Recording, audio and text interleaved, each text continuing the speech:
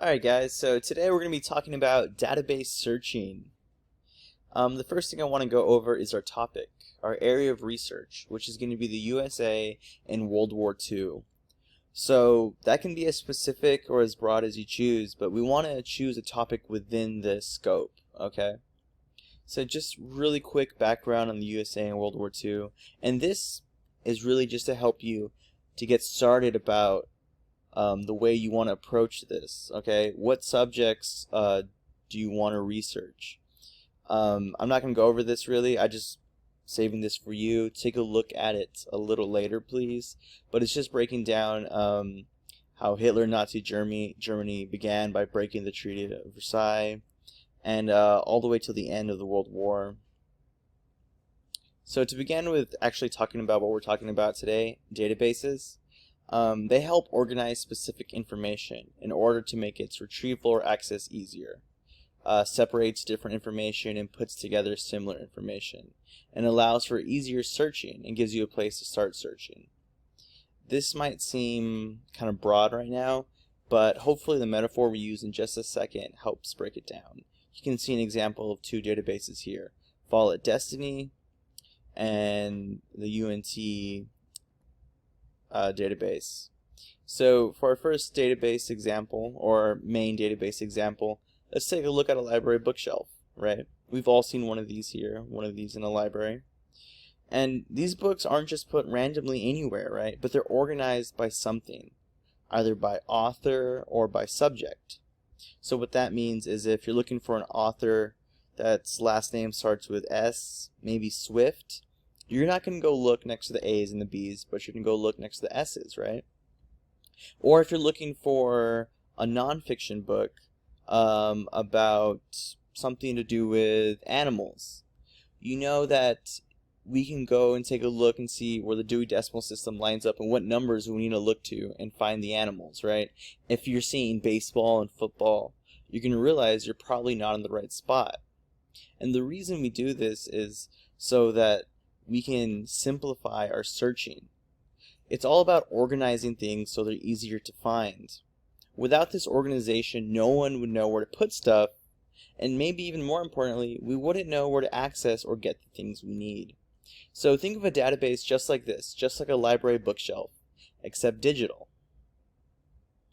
So the first database we're talking about is Follett's Destiny, right? We all should be familiar with this as we've seen it in the library. In most of our school libraries. It's almost always in public school libraries. That's the most common place. And it's going to contain everything available in our school district, even if it's not at our school, right? You can see it has location, so we can choose which school. Right now it's on the high school. And if you want to access it, you can just press this button here, this link. I'm sharing the PowerPoint afterwards as well as this video. So we should all have access to it there. The second one we're going to be talking about, the second database, is EBSCO's host Academic Search Complete. This is a bit more sophisticated than Destiny. It contains much more research articles and journals and electronic-only resources. So unlike Follett's Destiny, which is going to have primarily books and kits and physical items, EBSCO host is going to contain mostly digital and electronic-only resources. So now, what we're going to go over is searching techniques, okay? Different ways to actually search for something. There's going to be three main types: limiters, Boolean operators, and wildcards. There's three types of wildcards: truncation, replacing a letter with a question mark, and finding a phrase with apostrophes. So the very first one is limiters. Limiters limit, right, or narrow down your search. You're telling the database what not to look for. You're specifying exactly what information you need. So let's start over here with Follett's Destiny, okay? So let's say I'm looking for a book about cats, okay? I can go over here and narrow my search. I can limit my search. So I want a book, right? Maybe I need it, the interest level. Maybe I need it for high school, so maybe I need it from 9 through 12, right? we're just going to search it as a keyword. There's nothing there, so let's go to refine your search. Maybe that's not broad enough. If we take this all the way to anywhere, we can see how many more books there are. So this is just an example of how a limiter will limit the amount of things that are retrieved or pulled back. This can be good or bad. You can use a limiter as we just did,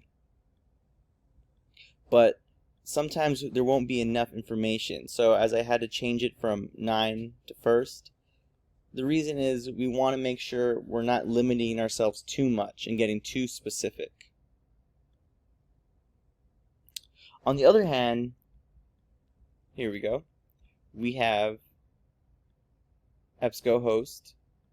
Make sure you sign in. Academic search complete. Here we go. So we can go to advanced search. Oh, we were already there. But we can begin limiting our results.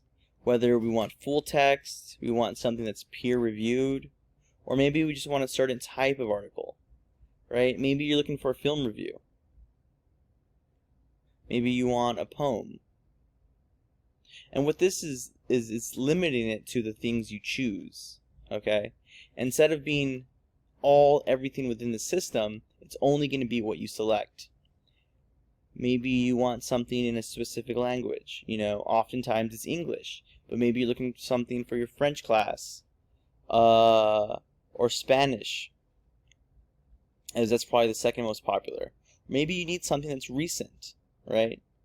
February 2008 to February 2020, right? Give yourself 12 years. It's up to you to decide how to use it. But when you type in what you want here, cats, and then we can choose what we want. Let's choose Spanish, publish date, let's limit it to that. No results are found. We obviously limited it too much. Oh, and it was on poem. Let's try all.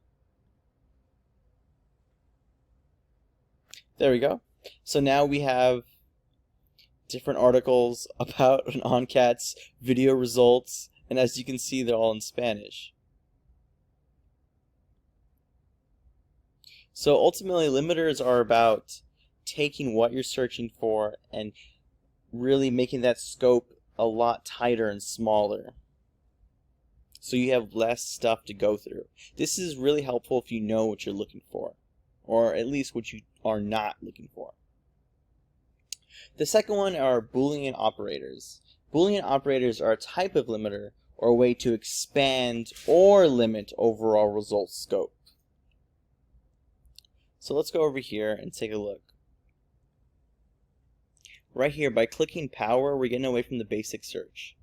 And now we're adding different things in here. These are the operators we're talking about. So say we're looking for cats, right?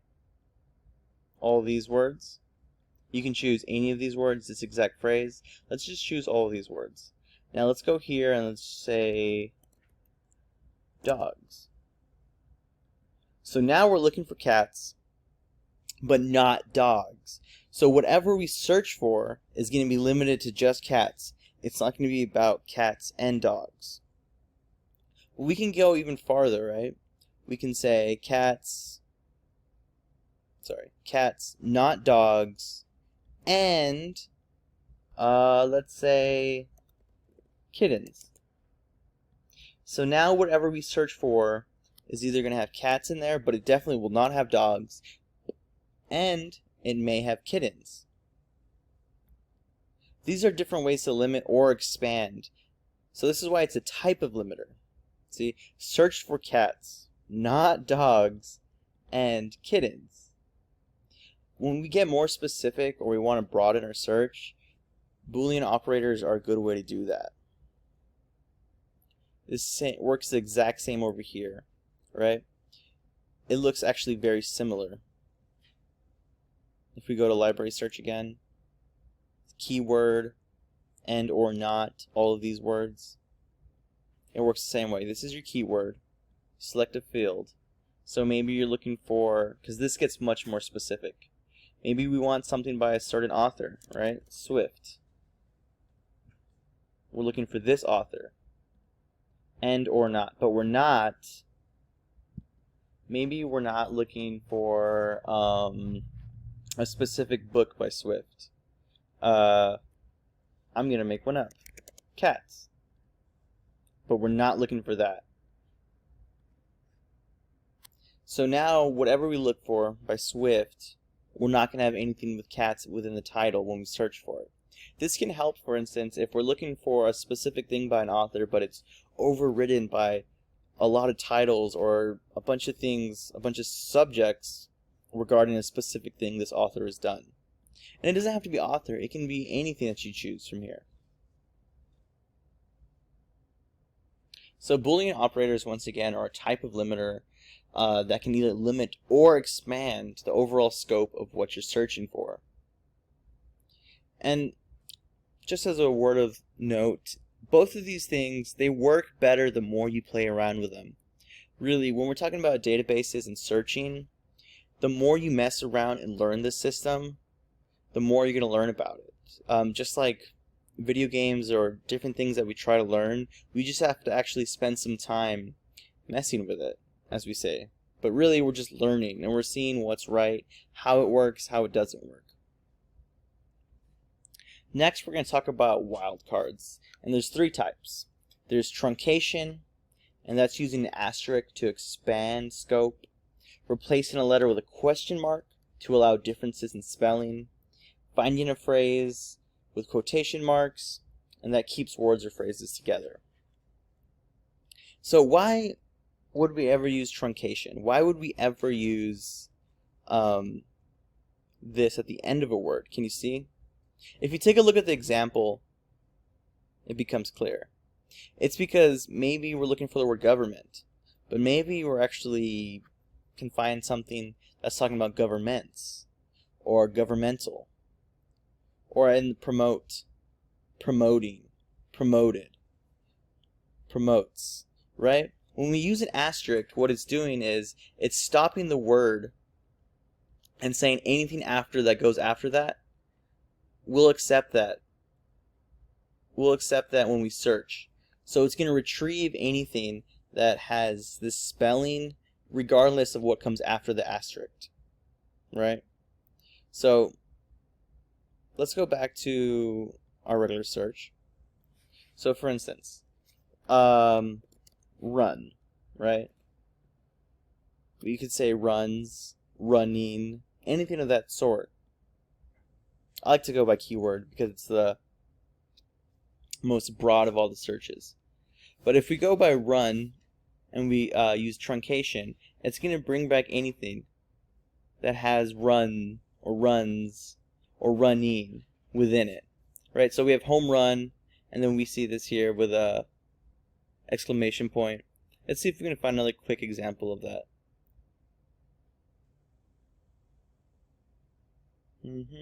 Obviously, some of these you can tell that run is within the subject term, and some of these may have like an author or something within it, and that's why it's bringing it back. So if it's too broad like this, I like to go subject. Look, so for instance, here's a perfect example. Running. So because we truncated it, it's not stuck to just run, but it's anything after. It works the exact same way here within EBSCOhost. If we want to search something, I'll get rid of these.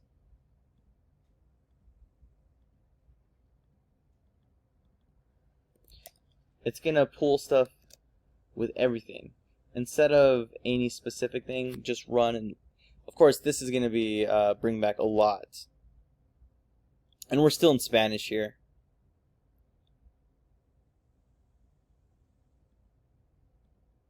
And I can get rid of that real quick. Language all, publication all. There we go. Gotta run, running. You see how it's highlighted?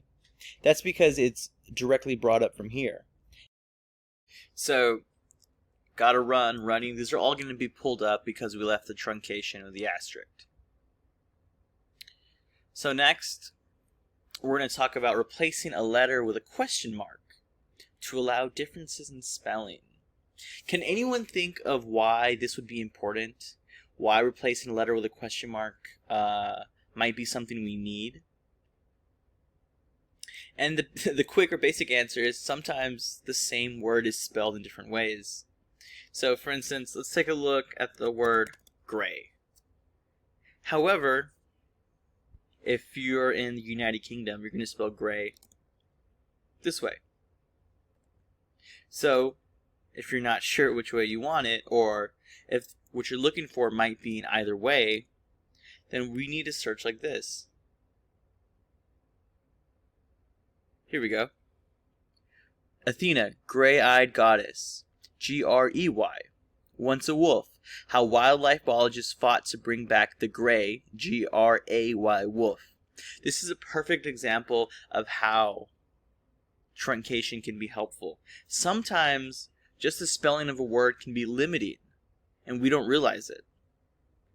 And it works the exact same way over here, right? Let's try our same example again. Where's there you go. Gray.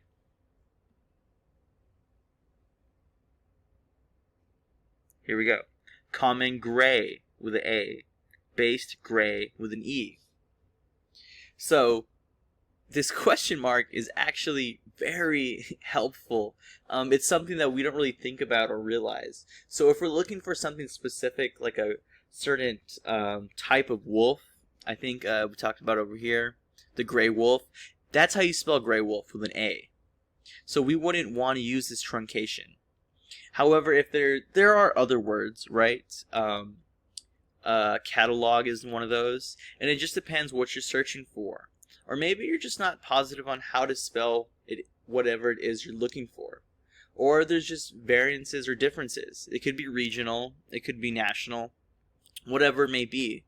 But this truncation is going to allow us to limit or not limit ourselves, I should say, and give us the freedom to look for all the things that we're searching for.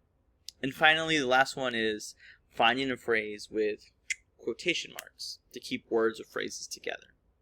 So what this means is sometimes when we're searching,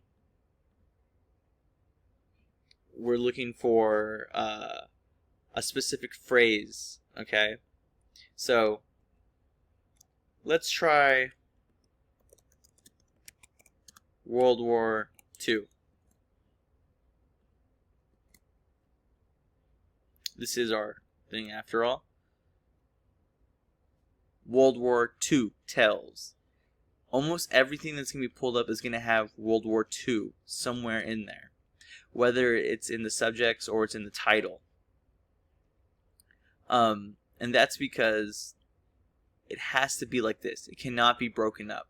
Usually when we put in these words, if it has the word world somewhere it has the word war. Oh my god, all these W's.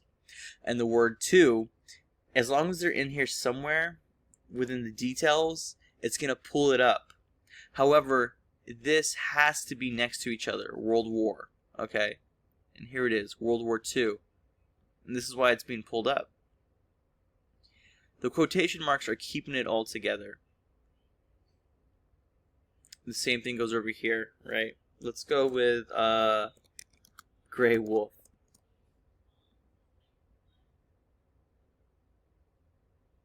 Here we go.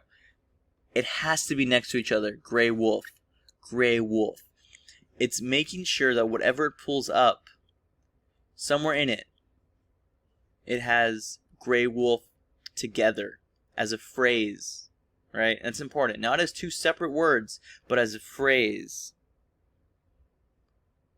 So, limiters, Boolean operators, wildcards, truncation, replacing a letter with a question mark, or using a phrase to keep it together. These are all very important ways to search and to use these databases. So, some really good search tips are here on this handout I created. I'll make sure to send you a link, a separate link. It's also going to have links to more information. They're all right here. They're all down here as well on the actual handout I'll be sending you. Okay, but there's one last thing I want to talk about. And that is hopefully going to pertain to what we're doing. Okay? Remember, we're talking about World War II. We want to find topics to search or research on. So, let's use this. World War II. That's our subject, right? One title. Why is there only one title here? World War II. And you may feel like, okay, I don't know what to do from here. Let's click Browse Subjects. Here we go. This is where we're going to actually find what we're looking for. Under World War II, these are the proper ways. These are the proper subjects for it, okay? This is what happens when we have a controlled vocabulary. Instead of typing in World War II, or World War TWO, or World War Roman numerals 2, whatever it may be, instead of all of that, we just have World War 1914 to 1918. This is how World War II, this is how its vocabulary is controlled within this database. So from here, we can see different things we're looking for. Now, I like Follow Destiny, but I don't like that it doesn't show us all of it, and I don't like that it doesn't show us how many pages there are. But you can use these little arrows to go through and look at different topics. And it's going to show us how many books or how many items or information objects there are within the library, right? World War II propaganda, for instance. Here we have two things on it. One in Fallout School Solutions, and we have one here, a book called Secret Warriors. So it's a very helpful way when searching to go through this list. Try to find something you are interested here. Something that strikes your attention, strikes your eye. But also try to keep in mind how many things are there for it. You know what I mean? If you want to talk about the art of World War II, just make sure you have enough information. This looks really interesting, actually. And the same goes for EBSCOhost, right? EBSCOhost is World War II,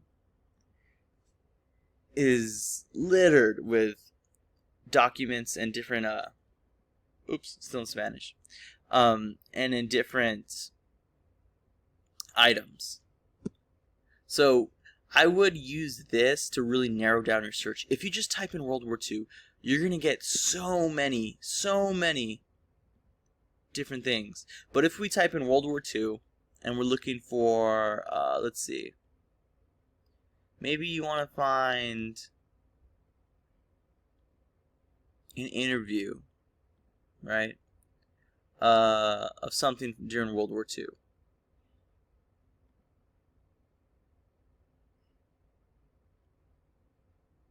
Here we go. So now we can find interviews of people that somehow relate to World War II. And use these. We talked about limiters earlier. Look at these limiters. You can choose the dates. How far back? Do you want something recent? We're talking about World War II, so you may want something older. You may want to keep it open. Are we looking for something in an academic journal? Look at that, only 80. So that's going to narrow down. Here we go. It's all about limiting it so we're not overwhelmed. The database is our friend. It wants to show us as much information as it can. However, sometimes it's just too much. And we need to make sure that we're using our limiters, our Boolean phrases, and we're doing what we need to make sure we limit the amount of information that we're accessing or receiving back. So let's continue on with this one. Let's say World War II. Let's see, and art.